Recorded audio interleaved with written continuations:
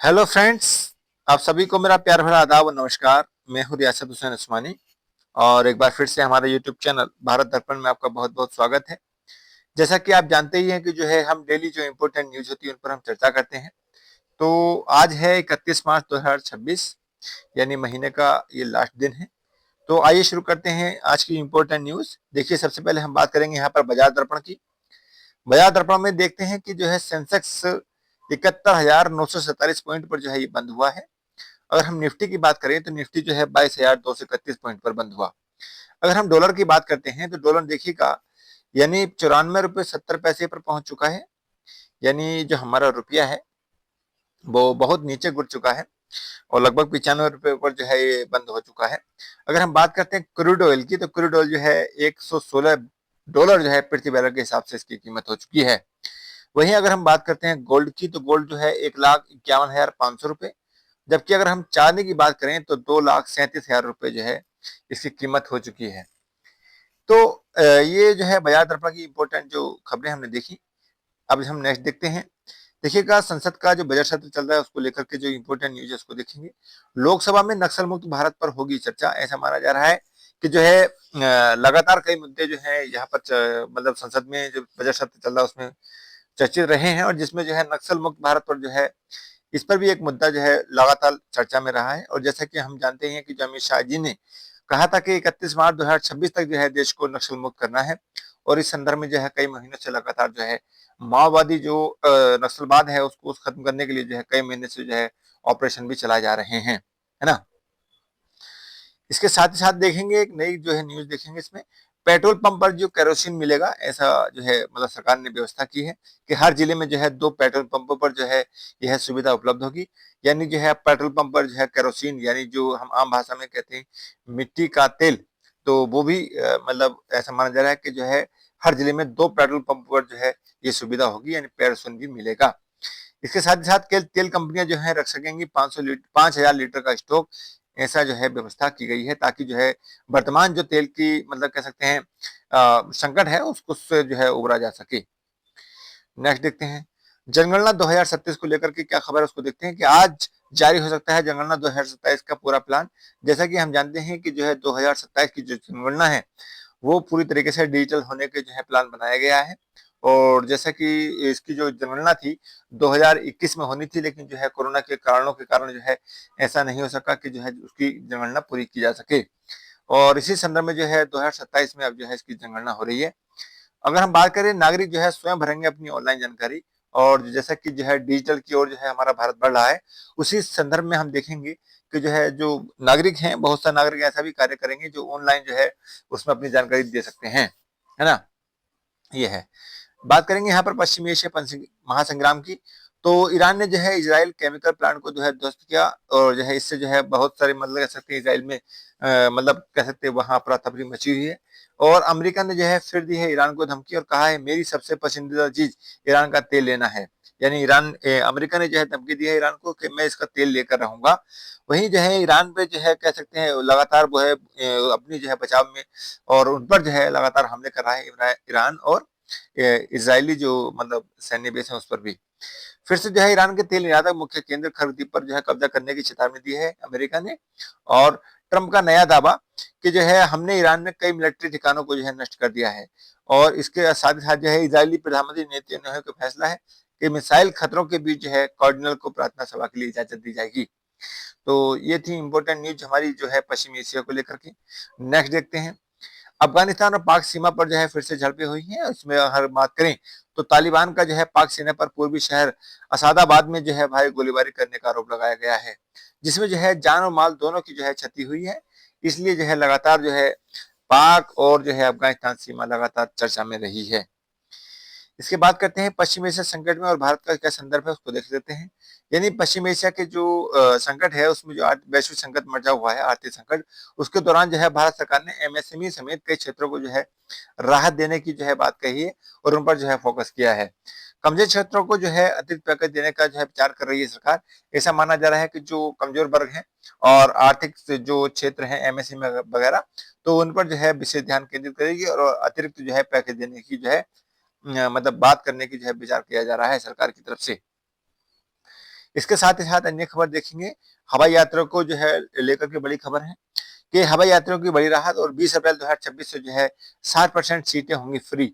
यानी कि जो सीटें बुक हो जाती थी, मान के चलिए कि इस पे जो है अगर आप ये वाली साइड वाली लेंगे या बीच वाली लेंगे या फिर कोरोना वाली जैसा भी जो है, उस व्यवस्था को जब लागू किया जाता था, यानी कि उसकी व्यवस्था के अनुसार अगर आपको सीट लेनी होती थी तो उसके लिए जो है एडिशनल जो है चार्ज देना होता था। तो अब ऐसा नहीं है कि 60% सीटें जो हैंगी फ्री हो जाएंगी। अब जो है मनचाही सीट के लिए जो है अब पैसा देना नहीं पड़ेगा, है ना। तो ये हवाई यात्रियों के लिए बड़ी मतलब अच्छी खबर है। इसके साथ ही साथ अन्य खबर देखेंगे यहाँ पर इनकम टैक्स के लिए जो एक्ट है उसको लेकर के है कि अब जो है फॉर्म 16 के स्थान पर जो है, क्योंकि कल से जो है नया कानून यानी इनकम टैक्स एक्ट जो है 2025 कल से लागू हो जाएगा, यानी 1 अप्रैल 2026 से। और उसको लेकर के जो है अब फॉर्म जो है 16 के स्थान पर जो है फॉर्म 130 जो है लागू किया जाएगा। और इसमें जो है यह 3 भागों में बांटा गया है। इसमें अगर हम प्रथम की बात करते हैं तो ए पार्ट जो है उसमें नियोक्ता की यानी एम्प्लॉयर की जो है जो जानकारी होगी, और साथ ही साथ जो है जो कर्मचारी की यानी एम्प्लॉयज की जो है बैंक डिटेल्स होगी उसमें। अगर हम दूसरे यानी पार्ट पी की बात करें तो पार्ट बी में जो है बैंक के क्रेडिट होने वाले भुगतान होंगे, जिसमें टीडीएस की जानकारी भी शामिल होगी। अगर हम मान के चलिए पार्ट सी की बात करते हैं तो ये विशेष रूप से जो है स्पेशली पेंशन जो पेंशनर है उनके लिए होगा, और इसमें जो है पेंशनर की जानकारी दी जाएगी, है ना। तो इस तरह से जो है कल से नया इनकम टैक्स एक्ट 2025 जो है वो लागू हो जाएगा 1 अप्रैल 2026 से। तो ये कुछ इंपॉर्टेंट न्यूज देखी हमने। तो आइए आज बात करेंगे हम जो है इम्पोर्टेंट टॉपिक की। तो इम्पोर्टेंट टॉपिक है हमारा राष्ट्रीय जो बाघ संरक्षण प्राधिकरण है यानी नेशनल टाइगर कंजर्वेशन अथॉरिटी या एजेंसी, इसको लेकर के हम बात करेंगे। देखिएगा, जैसा कि हम जानते हैं कि जो है बहुत सारी चीजें जो हमारे देश में घटित होती रहती हैं, जिसमें पर्यावरण भी एक महत्वपूर्ण है, और पर्यावरण के साथ साथ जो है पारिस्थितिक तंत्र को जो है बनाए रखना भी एक हमारे सामने मुख्य चुनौती रहती है। उसी को लेकर के जो है अगर हम बात करते हैं एनटीसीए जो जनवरी में जो है 26 में गुजरात को पुनः बाघ राज्य यानी टाइगर रजिस्ट्रेट का जो है दर्जा प्रदान किया गया है। और इसके अतिरिक्त जो है एनटीसीए ने जो है वर्ष 2025 में लगभग 165 या 66 बाघों की जो है मृत्यु की पुष्टि की है। तो ऐसा माना जा रहा है कि 2025 में जो है लगभग 166 जो है बाघ की मृत्यु हुई है। अगर हम बात करते हैं देखिएगा एनसीटीए की एनटीसीए की, तो यह एनटीसीए जो है वन्यजीव विशेषतः बाघ संरक्षण के लिए एक एजेंसी है, जिसे वन्यजीव संरक्षण अधिनियम 1972 के तहत बनाया गया था। इसका मुख्य उद्देश्य क्या है? इसका मुख्य उद्देश्य है बंगाल टाइगर का संरक्षण करना है, और इसके लिए जो है एनटीसीए द्वारा ही भारत सरकार के माध्यम से जो है प्रोजेक्ट टाइगर का जो है प्रबंध भी किया जाता है। यानी हम देखते हैं जो है प्रोजेक्ट टाइगर जो है 1972-73 में जो है वो लागू किया गया था, उसके अनुसार जो है ये कभी कार्य करती है। अगर हम बात करते हैं टाइगर स्टेट का दर्जा, इसका क्या होता है देखिएगा, तो ध्यातव्य है कि जिन राज्यों में बाघ रहते हैं उन राज्यों को जो है एनटीसीए के द्वारा जो है टाइगर स्टेट का जो है दर्जा प्रदान किया जाता है। और ये जो है चर्चा में इसलिए रहा क्योंकि गुजरात को जो है गुजरात का जो है फिर से जो है इसको टाइगर स्टेट का दर्जा दिया गया है। और अगर हम बात करें देखिए एनटीसीए द्वारा क्या क्या इसमें कुछ चीजें हुई हैं उसको देख लेते हैं। गुजरात को जो है पुनः टाइगर स्टेट का दर्जा प्रदान किया गया है, और इसका यह दर्जा वर्ष 1992 में वापस ले लिया गया था। जिसका मुख्य कारण क्या था? मुख्य कारण यह था कि उस समय बाघ का न होना था, यानी उस समय जो है गुजरात में जो बहुत सारे ऐसे मतलब पार्क थे, वहां पर जो है रिजर्व क्षेत्र थे, वहां पर बाघ न पाए गए, जिसके कारण जो है गुजरात से जो है टाइगर स्टेट का दर्जा वापस ले लिया गया था। और इसमें अगर हम बात करते हैं गुजरात के जो रतन महल है, वो जो वन्य जीव अभ्यारण्य है, उसमें बाघ होने की पुष्टि हो चुकी है, और अब ऐसा माना जा रहा है कि जो है गुजरात को जो है अब टाइगर स्टेट का दर्जा प्रदान किया गया है। अगर हम बात करें यहाँ पर 2025 में 166 बाघों की मृत्यु की पुष्टि की गई है एनटीसीए द्वारा। इसके अनुसार जो है हम कह सकते हैं कि विश्व में लगभग एनटीसीए का यह भी दावा है कि विश्व में जब लगभग जो है 75% जो है बाघ भारत में ही रहते हैं। और एनटीसीए के अगर तहत बाघों की सर्वाधिक मौतें देखें तो सर्वाधिक मौतें जो है मध्य प्रदेश में हुई हैं, उसके बाद जो है केरल में, सॉरी महाराष्ट्र में, और उसके बाद जो है केरल में हुई हैं। तो 3 स्टेटों में सबसे ज्यादा मौतें हुई हैं बाघों की, है ना। इसके बाद हम बात करेंगे यहाँ पर इंपॉर्टेंट टॉपिक को लेकर के, ये है आपका हेनले पासपोर्ट इंडेक्स की।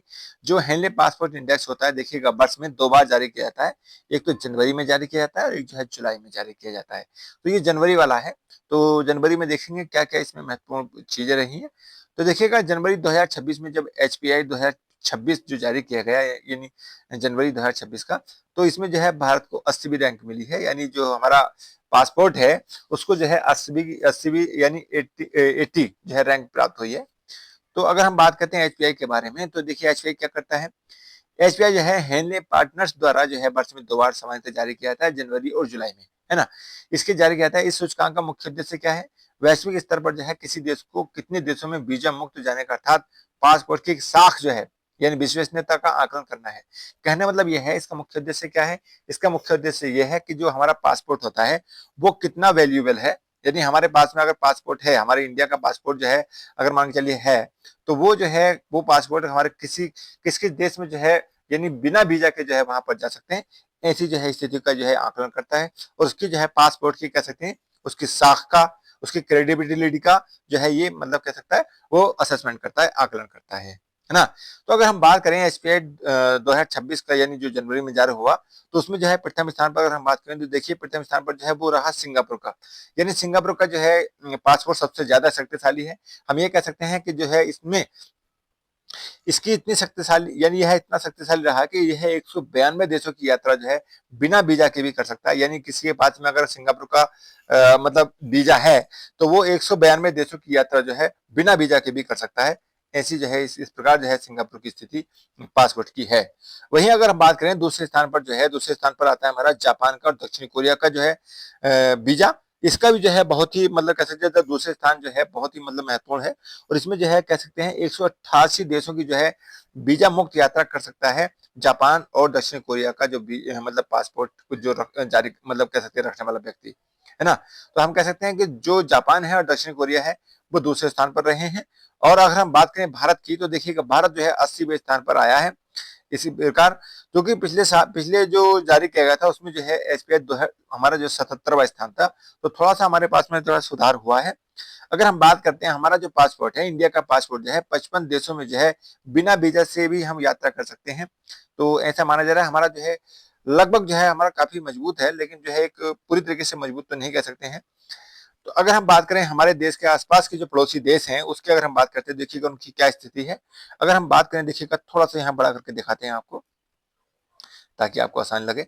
देखिए अगर हम बात करते हैं यहाँ पर, ये पाकिस्तान का हुआ, तो पाकिस्तान की अगर हम बात करते हैं 98वें स्थान पर है, जो हमारे इंडिया से बहुत नीचे है। अगर हम बात करें पाकिस्तान की, तो ये भी हमारे बहुत देश से बहुत नीचे है। अगर हम बात करें देखिएगा नेपाल की, तो ये भी बहुत नीचे है। अगर हम बात करें भूटान की, तो ये भी बहुत नीचे है। अगर हम बात करें बांग्लादेश की, तो ये भी बहुत नीचे है।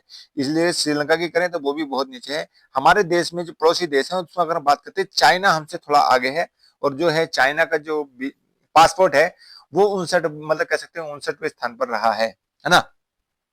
तो ये है, तो ये कुछ चीजें हमने देखी। इसके साथ ही हम जो आज की इम्पोर्टेंट न्यूज और इम्पोर्टेंट टॉपिक देखे हैं, तो आशा करता हूँ कि आपको ये पसंद आए होंगे।